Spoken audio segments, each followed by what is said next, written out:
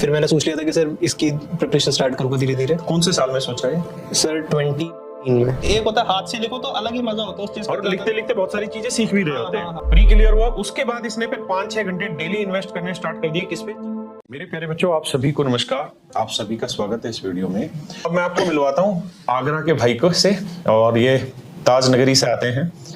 तो अब ये बच्चा आपको सारी चीजें बताएंगे। बेटा एक तो नाम बताना, फिर कहाँ से पढ़े लिखे, ठीक है, और फिर आगे की जर्नी पे मैं बात करता हूँ। जी सर, मेरा नाम सूर्यम दुबे, मैं आगरा का रहने वाला हूँ। स्टार्टिंग 12th आगरा शहर या आगरा के पास? सर प्रॉपर आगरा का ही हूँ। Proper Agra, brilliant. सर मेरी 12th तक की स्कूलिंग आगरा सेंट्रल स्कूल से हुई है। उसके बाद सर ग्रेजुएशन मैंने दिल्ली यूनिवर्सिटी रामजस कॉलेज से की थी। अरे ब्रिलियंट। जी सर। स्ट्रीम क्या थी? सर बीएससी थी, बीएससी और प्रोग्राम कोर्स। ब्रिलियंट। अच्छा, तो एसएससी के बारे में सबसे पहले किसने बताया? सर मेरी कजन सिस्टर है, वो यहीं पर थी, वो भी डीयू से ही पढ़ी थी, रामजस कॉलेज से ही। अच्छा। तो वो यहाँ पर उस टाइम पर थी जब मैं आया था। तो उनके पास मैं गया था उनके रूम पर, तो उनके रूम पर बुक रखी हुई थी आपकी 7300 वाली। अच्छा, तो उस पर मैंने आपका नेम देखा था। फिर मैंने आके सर्च किया था, तब पता चला था कि आपके बारे में सबसे पहले वहीं से सुना था मैंने। यानी वो पहली बुक ने मेरा इंट्रोडक्शन कराया आपसे। जी थैंक यू यार, बुक को भी। जी। अच्छा, फिर सर उसके बाद फिर मैंने पता किया, दीदी से पूछा, दीदी ने बताया कि ये जॉब्स होती हैं, काफ़ी अच्छे एग्जाम्स होते हैं। फिर मैंने सोच लिया था कि सर इसकी प्रिपरेशन स्टार्ट करूँगा धीरे धीरे। कौन से साल में सोचा है? सर 2019 में। 19 में हमने सोचा कि जी सर, सरकारी नौकरी की तरफ जाना और ये एक बेहतर तरीका होगा। जी सर। और सीरियसली कब लग गए इस चीज के ऊपर कि अब यार करना है तो बस बैठ जाओ? 2021 में सर, 2019 में सोचा था, पर फिर थोड़ा सा सर प्राइवेट पे ज्यादा वो चला गया था। मेरा थोड़ा सा हो गया था कि एमबीए कर रहा है, तो मैं गेट की प्रिपरेशन कर रहा था। Okay, good. बट फिर 2019 में दिवाली के टाइम पर डैडी की तबीयत खराब हो गई, तो उनको थोड़ा सा प्रॉब्लम हो गई। तो उसके बाद फिर मैं सोचा अगर गेट की प्रिपरेशन करता हूँ तो काफी दूर जाना पड़ेगा, तो फिर मैंने उस वजह से वो छोड़ दिया। फिर मैंने सोचा फादर साहब आए करते हैं, तेरे फादर साहब? सर वो डेयरी थी, मिल्क डेयरी, उसमें टेस्टिंग मैनेजर थे। बट अभी तबीयत खराब हो गई तो तब से छोड़ रखा है। और कितने भाई बहन हो? सर एक छोटी सिस्टर। छोटी सिस्टर जी। तो आप तो पेरेंट्स को पूरी खुशी मिल गई। जी सर, बहुत ना एक बेहतरीन तरीका जीवन को आगे जीने का उनको मिल गया, नई किरण मिल गई। इसके फादर साहब की तबीयत खराब थी, और अब जब एक बेटा है, वो बेटा नौकरी लग जाए तो सामने परिवार की खुशी दिखती है, बहुत दूर दूर तक साफ सुथरा रास्ता दिखाई देता है। जी। और मुझे उम्मीद है कि पेरेंट्स खुश भी बहुत होंगे। जी सर, बहुत खुश हैं। अच्छा, तो उसके बाद फिर? सर फिर मैंने 2021 में लॉकडाउन के टाइम पर ही फिर मैंने सोचा कोचिंग स्टार्ट करते हैं। तो फिर मैंने आपके ऐप के बारे में पता करा, तो मैंने वहाँ यूट्यूब से कैसे पता चला? सर पहले यूट्यूब पे आपकी परसेंटेज की एक वीडियो पड़ी है 5-6 घंटे की, मैंने उससे पढ़ा था। सर वो सर कुछ अलग ही था सर। अच्छा, उसके बाद मैंने सोच लिया था सर कहीं नहीं जाना है, बस यहीं पढ़ना है। वो सर बहुत अच्छे से समझाया था आपने। तो सर उसके बाद फिर मैंने बैच परचेज किया था आपका 21 में। फिर मैंने जयदीप सर का इंग्लिश का लिया था। अच्छा, इंग्लिश जयदीप सर से जी सर, और सर जीएस का लिया था अभिषेक सर एंड टीम का। तो फिर वहाँ से रीजनिंग सर सेल्फ की थी, और थोड़ा बहुत वीडियोस देख लेता था। जहाँ छोटे मोटे कॉन्सेप्ट्स में दिक्कत है वो वहाँ पे देख ले। और इंग्लिश जयदीप सर से पढ़ा था। तो इंग्लिश जयदीप सर का इंग्लिश प्रैक्टिस बैच लिया था या प्रॉपर इंग्लिश बैच लिया था? बेसिक वाला। Yes sir. तो एक साथ सारे बैच लिए थे या? सर एक साथ लिए थे। अच्छा। और टाइम टू टाइम करता रहा था। 2-2 घंटे डेली डिवाइड कर रखे थे पर सब्जेक्ट मैथ इंग्लिश। जी सर, नोट्स बनाता था, हर एक के सारे नोट्स प्रॉपर बनाए हुए थे। तो सर 2021 में बनाए थे वही, फिर मैंने 22 में बैच नहीं लिया था, उसी को दोबारा उन्हीं नोट से। जी सर। तो लगभग कितने टाइम में तेरी तैयारी ऐसी हो गई थी कि हाँ मैंने जो क्लास में पढ़ा उसको मोटे मोटे तरीके से समेट लिया, समझ में आ गया? 6 to 7 मंथ्स। 6 to 7 मंथ में वो सारी चीजें आ गई? जी सर।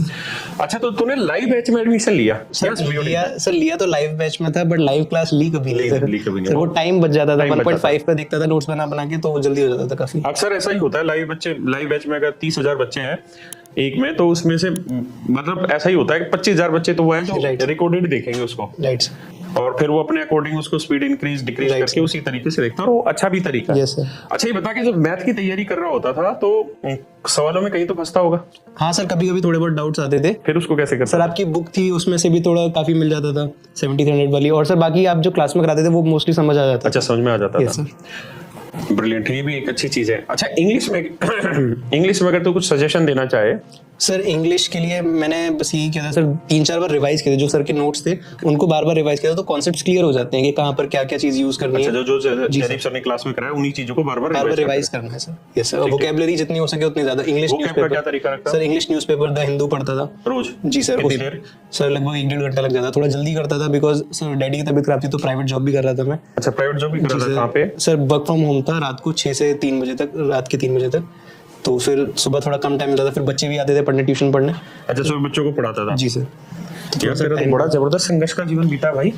अब आप देख रहे हो ना, इस बच्चे ने, देखो कितने बच्चे इतने बदतमीज होते हैं, उनको सब कुछ घर परिवार से मिल रहा होता है, लेकिन पीजी में बैठ के, लाइब्रेरी में बैठ के टाइम पास कर रहे होते हैं। और एक ये बच्चा है कि रात को 6 से 3 बजे तक ये वर्क फ्रॉम होम करता था, किसी कंपनी के लिए काम करता था, सुबह ट्यूशन के बच्चे आते थे।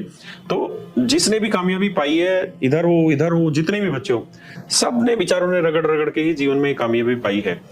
और ये भी विश्वास मानिए कि जिसको संघर्ष मिला है ना, उसी को कामयाबी मिली है। जिसको भगवान ने संघर्ष दिया ही नहीं ना, उसको कामयाबी भी नहीं मिलेगी।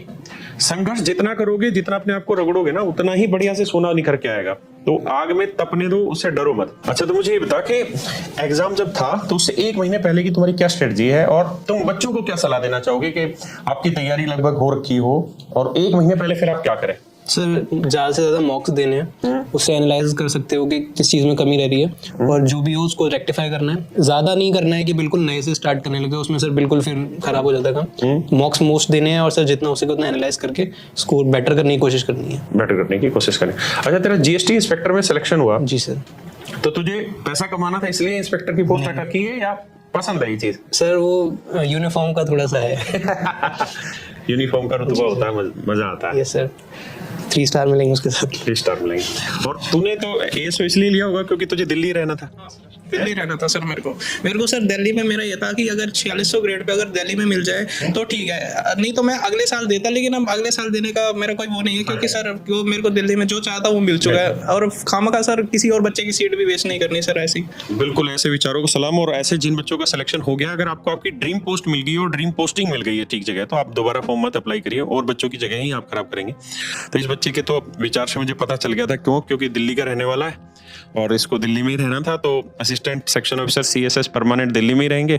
और आप जानते हैं सीएसएस में इस समय प्रमोशन दोबारा से खुल गए हैं, तो लगभग 6-6.5 साल में ये सेक्शन ऑफिसर बन जाएंगे, गस्टेड पोस्ट, और बहुत जल्दी इनका प्रमोशन हो जाएगा। अच्छा, आप अगर कुछ सजेस्ट करना चाहें कि एग्जाम से 1 महीने पहले आपके हिसाब से क्या बच्चे को तैयारी करनी चाहिए, क्या स्ट्रेटजी रखनी चाहिए अगर उसकी तैयारी ठीक हो तो? सर मैं उनसे भी एग्री करता हूँ, उन्होंने कहा कि मॉक्स मेन रोल प्ले करते हैं एग्जाम से 1 महीने पहले, और कुछ ज़्यादा ही अलग से किसी टॉपिक को करने की जरूरत नहीं है। हाँ, हो सकता है कि थोड़ा बहुत अगर आपको लग रहा है कि इसमें टॉपिक में गलती हो रही है, आपने पहले कर रखा है, तो उसकी रिवीजन अच्छे से करिए। लेकिन अगर आप ये है कि एक नया टॉपिक ही अगर आप उठा लेंगे तो वो तो बिल्कुल ही बेकार बात हो जाएगी। आप मॉक्स करिए, उसमें एनालाइज करिए कि अगर आप एक ही पैटर्न में मिस्टेक कर रहे हैं, जैसे आपकी ये चीज़ ही गलत हो रही है, तो आप उस चीज़ के ऊपर फोकस करिए। अगर आपने वो चीज़ कर रखी है ऑलरेडी, और उसकी रिवीजन करिए, उसे अच्छा बनाइए। लेकिन अगर वो चीज़ अगर आप छोड़ रहे हैं और वही चीज़ गलत हो रही है, तो फिर आप उसमें कुछ नहीं कर सकते, क्योंकि आप उस चीज़ में वो एक बार आप छोड़ चुके हैं, तो उस चीज़ को आप करने का मतलब नहीं बनता, क्योंकि फिर वही है, आप जो नंबर आप स्कोर में रिवीजन करके अपने स्ट्रॉन्ग सब्जेक्ट्स में स्कोर कर सकते थे, आप वो स्कोर खो देंगे, उसमें कम नंबर रह जाएंगे आपके। सर बिल्कुल, इसने ठीक सजेस्ट किया कि मॉक पे फोकस करना चाहिए अगर आपकी तैयारी थोड़ी ठीक है तो। Right sir. अच्छा, ये बता कि तेरा तो संघर्ष फिर मतलब भयंकर लेवल पे चला गया। हाँ सर, भाई रात को वर्क फ्रॉम होम कर रहे हैं, फिर खुद की भी तैयारी कर रहे हैं, फिर पूरी फैमिली तेरे ऊपर डिपेंड हो गई। Right sir. और सुबह ट्यूशन भी, पूरा शेड्यूल भी सेट करता। तो कभी फ्रस्ट्रेट होता था बेटा? हाँ सर, हो जाता था, काफी फ्रस्ट्रेट हो जाता था, बिल्कुल रोना आता था कि अब नहीं हो रहा। मतलब इस बार 23 वाले में तो सर काफी ज्यादा फ्रस्ट्रेट हो गया था। तब तो बस ये लग रहा था कि इस बार हो जाए, बस अब नहीं दोबारा किया जाएगा। एक्सट्रीम लेवल पे पहुंच गया, बहुत ज्यादा हो गया था सर। हाँ, क्योंकि आदमी 24 ही घंटे हैं उसमें, का घर के लिए, अपने परिवार के लिए, रोजी रोटी के लिए काम भी जरूरी है, उसको नहीं छोड़ सकते। फिर खुद की तैयारी है, एक बहन भी है, पूरा परिवार अपने कंधों पे होता है, तो फ्रस्ट्रेशन भयंकर लेवल पे इस पे आई होगी, मैं समझ सकता हूँ। तो उसे फिर निकलता कैसे था? सर कुछ नहीं, मैं घर वालों से बात करता था, माँ डैडी के पास रात में जाके लेट जाता था। जब भी टाइम मिलता था तो ब्रेक लगाकर ऑफिस का माँ डैडी के पास जाके लेट जाता था, उन लोगों से बात करता था, थोड़ा फन करता था, तो मूड फ्रेश हो जाता था उससे मोटिवेशन बस यही मिलती थी कि जो कुछ करना है उन लोगों के लिए करना है, उन लोगों की लाइफ और बेटर बनानी है, तो उसके लिए करना है बस। और मेरी बहन ने भी बहुत सपोर्ट किया, वो अपना नहीं पढ़ती थी, मेरे को वो लगी रहती थी कि भैया तेरे को करके दिखाना है। कौन सी क्लास में वो? सर वो बीएससी बायोटेक्नोलॉजी। अच्छा, बीएससी फर्स्ट ईयर में। हाँ, तो इतनी मैच्योर है, समझदार है। भगवान करे वो भी जो मन चाहा उसको मिले, सरकारी नौकरी, प्राइवेट जो भी वो चाहती है। और ऐसे बच्चे जो इतने संघर्ष के साथ जीते हैं, ऐसे बच्चों को हमारा सैल्यूट है। और इनके जीवन में हमारा तो क्या ही रोल होगा जितना इनका है। अगर मैं कहूँ 100 में से बात करूँ तो 100 में से 99.9999 तक तो इन्हीं की मेहनत है, बाकी इनके पेरेंट्स का आशीर्वाद है। और हम तो कहीं बहुत दूर जाके किसी एक कोने में आते हैं, क्योंकि इतना संघर्ष एक्सट्रीम है यार। ये तो जैसे फिल्मी कहानियां नहीं होती हैं, ऐसे एक नहीं है, ऐसे 50 बच्चे हैं जो इतने संघर्षों से निकल रहे हैं और तुम्हारे जैसे बच्चों को ये राह दे रहे हैं। बस आप जब भी डिप्रेस हो तो इस बात को जरूर ध्यान रखिए कि बहुत सारे आप जैसे उठे हैं, निकले हैं, जीवन में चमके हैं और एक नया मुकाम हासिल किया है और आप जैसों के लिए एक रास्ता दिखाया। आपको बस उस रास्ते पे चलना है, मेहनत करते रहना है। अच्छा, मुझे एक चीज सजेस्ट करके, जो बच्चा अगर रील वील तो देखते ही नहीं होंगे तुम लोग? नहीं सर, अकाउंट बंद कर रखा था मैंने। अच्छा, अकाउंट ही बंद? हाँ सर, जब लॉकडाउन हुआ था फिर मैंने जब सोच लिया था कि पढ़ाई करनी है, आपका बैच लिया था, उस टाइम में मैंने अकाउंट बंद कर दिया था अपना। फिर मैंने सर दिवाली के टाइम पे फोटोज वगैरह डालने के बीच में 1-2 दिन के लिए खोला, फिर बंद कर दिया। अब तो सर 1.5-2 साल से खोला ही नहीं अकाउंट। अभी भी नहीं खोला? अभी भी नहीं खोला सर। ठीक है, आदत बन गई। अब जरूरत नहीं, अब जरूरत फील नहीं होती सर बिल्कुल भी। वो ठीक बात है। उस पंकज तिवारी जो एक्टर है मिर्जापुर का, उसका मैं सुन रहा था इंटरव्यू कि आधा घंटा आप रील देख लो, उसके बाद महसूस करो कि मिला क्या आपको? कुछ भी तो नहीं मिलता सर। फिर अंदर से गिल्ट और फील होता है सर। गिल्ट फील होता है और हम ये सोचते हैं कि टाइम पास हो जाएगा, लेकिन आपको पता ही नहीं है कि वो आपका इंपॉर्टेंट टाइम भी वहीं पास करा दे रहा है। और कंट्रोल बहुत मुश्किल है, उस पर होता नहीं है। तो बेटर तरीका है अकाउंट डिलीट करो और अपनी पढ़ाई पे फोकस करो। तो मेरे प्यारे बच्चों, आप सभी का भी बहुत धन्यवाद और मेरे इन 2 प्यारे बच्चों का भी, जो इतनी दूर से आए हैं। ये बच्चा तो आगरा से और अपने पापा के साथ आया है। और ये बच्चे जब आते हैं तो ही हम जैसों को ताकत मिलती है और हम जैसे भी आगे के लिए मेहनत करना अपने जारी रखते हैं। तो आप सभी बच्चों का भी धन्यवाद और अपना एक सपना बनाइए कि कामयाबी हासिल की जाए और अगले साल आप और मैं यहीं पर बैठकर आप जैसे और नए बच्चों को मोटिवेट कर रहे हो। ये जो बच्चे हैं, इन्होंने केवल अपना परिवार का नाम रोशन नहीं किया, पता नहीं इन बच्चों की वजह से कितने और नए बच्चे हैं इनके आसपास के, जो ये सपना अपने अंदर पालेंगे कि मुझे सरकारी नौकरी लेनी है। और वो भी किस टाइम पे? जिस समय सरकारी नौकरियां सबसे कम है। किस टाइम पे? जिस समय पार्टिसिपेट करने वाले बच्चे सबसे ज्यादा हैं। यानी आज के टाइम में भारत में सबसे ज्यादा बच्चे तैयारी कर रहे हैं सरकारी नौकरी की और इस समय सरकारी नौकरियां सबसे कम है। यानी आप समझ रहे हैं ना, सप्लाई सबसे ज्यादा, डिमांड बिल्कुल कम है, या उल्टा समझिए। तो उस मुकाम पे इनको हासिल, मतलब कामयाबी हासिल करना अपने आप में बहुत बड़ी चीज है। तो इन बच्चों का धन्यवाद और आप सभी का धन्यवाद। थैंक यू मेरे बच्चे।